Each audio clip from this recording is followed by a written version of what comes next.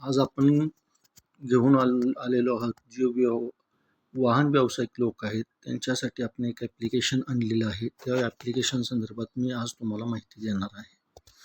तर ते ॲप्लिकेशन अशा पद्धतीने आहे, रेंटली गो असं नाव आहे. याच्यामध्ये कुठल्या कुठल्या वाहनासाठी आपण हे वापरू शकतो, जसं tractor, JCB, road roller, dumper, crane किंवा कोणतंही वाहन, इतर कोणतंही वाहन आपण त्या वाहनासाठी हे ॲप्लिकेशन वापरू शकतो.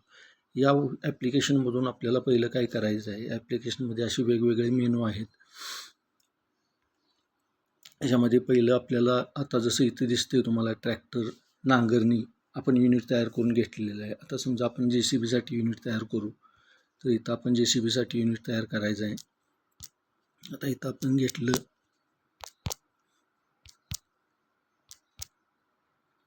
JCB. तर JCBच्या युनिटसाठी आपल्याला काय करायचं आहे, तर JCBचं कशा पद्धतीनं बिलिंग होतं, तर औरवरती होतं. रेट्स पर युनिट आपल्याला इथं घ्यायचे आहेत. बाबा JCBचे आता रेट काय चालू आहेत, तर JCBचे रेट आता 2000 रुपये चालू आहेत तासी पर तास. तर ते आपण इथून सेव्ह करून घेतो. सेव्ह करून घेतल्यानंतर आपल्याला काय करायचं आहे की आता प्रॉडक्ट लिस्टमध्ये तुमची जेवढी पण वाहनं आहेत जे तुम्ही व्यवसायासाठी वापरताय ते इथं तुम्हाला रजिस्टर करायचे आहेत. जसं इथं मी ट्रॅक्टर ऑलरेडी रजिस्टर करून घेतलेलं आहे, त्या पद्धतीने मी इथं आता JCB मी रजिस्टर करून घेतो. तर तुम्हाला काय करायचं आहे की JCBचं तुम्हाला विथ नंबर तुम्हाला रजिस्ट्रेशन करून घ्यायचं आहे. बाबा JCBचा नंबर काय आहे तुमचा, समजा JCBचा नंबर तुमचा 9988 आहे, तर तो इथं त्याचं युनिट तुम्हाला सेट करायचं आहे आणि हे वाहन तुम्हाला सेव्ह करून घ्यायचं आहे. हे वाहन सेव्ह करून झाल्यानंतर ज्यावेळेला तुम्ही बिलिंग करताय, तर समजा तुमच्या कस्टमरचे ऑलरेडी जे उधारीचे कस्टमर आहेत ते तुम्हाला सुरुवातीला ॲड करून घ्यायचे आहेत. आता याच्यामध्ये फक्त एकच कस्टमर आहे. समजा मी नवीन कस्टमर ॲड करत बसत नाही, तुम्हाला दाखवतो. इथं तुम्ही गेला तर इथून तुम्हाला कस्टमर ॲड करता येतो. कस्टमरचं नाव, mobile number, email, address, compulsory फक्त नाव आहे. तुम्ही आता त्याच्यावरून तुम्ही एंट्री करू शकता. आता मी डायरेक्ट बिलिंग कसं करायचं ते दाखवतो तुम्हाला. मी आता ट्रान्झॅक्शनमध्ये गेलो. ट्रान्झॅक्शनमध्ये गेल्यानंतर मला काय करायचं आहे, इथं तुम्हाला ट्रान्झॅक्शनमध्ये गेला की इथं तुम्हाला स्क्रीनवरती दाखवतेच आज जे बिल झालं आहे की बाबा डेट किती तारखेला बिल झालं, बिल अमाऊंट किती झाली, त्यातलं पेड अमाऊंट काय आहे का, आणि ड्यू अमाऊंट काय आहे का, आणि डिस्क्रिप्शन बाबा इथं काय आहे, 2.5 एकर नांगरण, मोराळी रोड पलूस. ओके, त्या पद्धतीनं आता मी इथं बिल करतो. आता इथे एकच कस्टमर मी एंट्री केलेलं आहे, त्यामुळे इथे एकच कस्टमर दाखवेल किंवा सर्च करता येईल. इथं मी प्रॉडक्ट सिलेक्ट केला. बाबा तुम्हाला ट्रॅक्टर JCB तुम्ही वापरला आहे का ट्रॅक्टर वापरला आहे, तर आता मी JCBचं बिलिंग करतो. आता JCBचं कसं आहे की from time to time, okay, बऱ्याच वाहनांचं फ्रॉम टाईम टू टाईम वरती असते. आता इथे मी फ्रॉम टाईम घेतो. तर बाबा इथं मी काय करतो, 6 वाजता चालू केले आणि बाबा 6 वाजता चालू केलं आणि 6:30ला चालू केलं किंवा 6:30ला चालू केलं सेट, आणि क्लोज कितीला केलं, तर बाबा क्लोज केलं 8ला. तेव्हा आता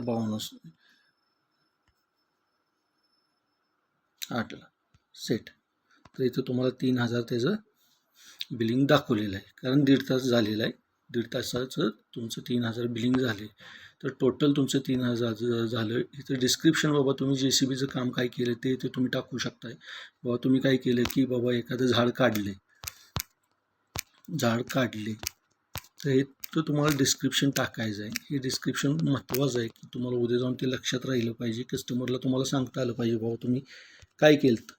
तर इथं तुम्ही सेव्ह केलं तर हे तर डायरेक्ट प्रिंट बिलला जाते. बिल अशा पद्धतीने जनरेट होते. हे बिल तुम्हाला कस्टमरला पाठवायचं असेल किंवा नसेल तरी पण इथं बिल अशा पद्धतीने जनरेट होते. आणि इथून तुम्हाला जर पार्शल पेमेंट घ्यायचं आहे आणि पेड स्टॅटस दाखवते, तुम्ही पार्शल पेमेंट घेऊ शकता. आता पार्शल पेमेंट समजा मी काय केलं की समजा त्या बिलातील मी 1000 रुपये फक्त कस्टमरने मला दिलेले आहेत, तर ते मी सेव्ह केलं. ओके, तर इथं लगेच तुम्हाला दाखवते की बाबा पार्शल पेमेंट किती झालं आणि किती राहील. तर मी बॅक गेलो तर ट्रान्झॅक्शनला मला अशा पद्धतीनं कस्टमरचं दाखवणार आहे की बाबा आता इथं बघा तुम्ही 3,000 झाले, 1,000 दिली, ड्यू अमाऊंट राहिली 2,000. काय केलं तर JCBनं तर झाड काढलं होतं अशा पद्धतीनं. आता ह्याच्यामध्ये हे झालं. तर इथं आता मी जास्त व्हिडिओ लेंदी करत नाही, कारण कसं झालं की भरपूर लेंदी केला तर प्रॉब्लेम येतो. आता ह्याच्यानंतर कसं आहे की बाबा एक्सपेन्सेस, जर तुम्हाला कुठलाही खर्च मेंटेन करायचा तर इथून तुम्ही तो खर्च ॲड करू शकता की बाबा कशासाठी एक्सपेन्स केला. की बऱ्याच वेळेला आपल्याला काय करावं लागतं की ट्रॅक्टरचं मेंटेनन्स, JCBचं मेंटेनन्स, वर्कर पेमेंट, बऱ्याच गोष्टी तुम्हाला खर्चात मेंटेन करायच्यात. मी ते आता दाखवत बसत नाही. त्याच्यानंतर कसं आहे की इथं बिल पेमेंट आहे, जे पार्शल पेमेंट येते ते इथून तुम्ही कस्टमरचं घेऊ शकताय. ओके. आता ह्याच्यामध्ये रिपोर्ट्स मी डायरेक्ट तुम्हाला दाखवतो. इथं रिपोर्ट्समध्ये गेला तुम्ही की रिपोर्ट्समध्ये तुम्ही ट्रान्झॅक्शन रिपोर्ट किंवा एक्सपेन्स रिपोर्ट तुम्हाला जो पाहिजे तो तुम्ही इथे सिलेक्ट करू शकता. कस्टमरचं from date to date select करू शकता किंवा डायरेक्ट तुम्ही अप्लाय केलं तर डायरेक्ट तुम्हाला टोटल कस्टमरचं दाखवते. आता ह्याच्यामध्ये रोहित पाटील नावाचा एकच कस्टमर आहे. ओके. आणि डिटेल डेमोसाठी तुम्ही मला कॉल करू शकता. आणि महत्त्वाची गोष्ट की हे ॲप्लिकेशनचा पूर्ण डेटाबेस क्लाउडला आपण मेंटेन केलेला आहे. ओके. आणि माझे मोबाईल नंबर्स या व्हिडिओच्या स्क्रीनवरती असतील. बाय.